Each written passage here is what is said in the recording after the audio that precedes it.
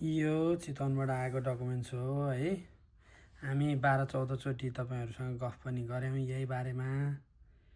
अनि मैले के भनेको थिएँ भने यो कुन रमेशको हो कुन नारायण दाईको हो थाहा हुनुपर्छ यो है भनेको थिएँ।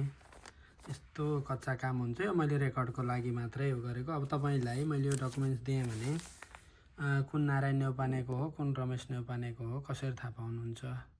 यो जस्ट मैले रेकर्डको लागि मात्रै राखेको। पछि केही पर्यो भने तपाईँहरूले कसरी डकुमेन्ट्स पठाउनुहुन्छ भित्र त के छ मलाई थाहा छैन।